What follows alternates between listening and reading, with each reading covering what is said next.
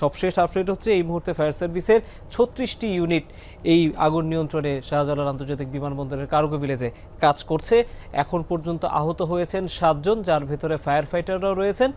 এবং আমরা আমাদের সহকর্মী রেদওয়ানের কাছে এই মুহূর্তে আমরা সংযোগটি করতে পেরেছি, আমরা তার কাছ থেকেই বিস্তারিত জানবো।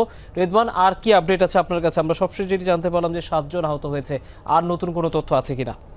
পাপন, আগুন লাগার পর থেকে কিন্তু এই যে ফায়ার সার্ভিসের এই বিমানবন্দরের যে 8 নাম্বার গেট, 8 নাম্বার গেটের ঠিকই বাইরে আমার পেছনের এই জায়গাটি থেকে কিন্তু একে একে 7 জনকে, অর্থাৎ আমরা দেখেছি ইতিমধ্যেই ফায়ার ফাইটার সহ আনসার কর্মীরা যারাই উদ্ধার কাজের সাথে যুক্ত ছিলেন, অনেকেই কিন্তু ভেতর থেকে যে তীব্র ধোঁয়া, আগুনের যে তীব্রতায় কিন্তু তারা বেশ আহত হয়ে গেছেন। এবং আহত এবং দগ্ধ কয়েকজনকে কিন্তু ইতিমধ্যেই হাসপাতালে নেওয়ার যে প্রক্রিয়া সেটি কিন্তু আমরা দেখেছি। পাশাপাশি আপনি নিশ্চয়ই আমার ক্যামেরাতে দেখতে পাচ্ছেন ভেতরের যে এই পূর্ব দিকের অর্থাৎ 8 নাম্বার গেট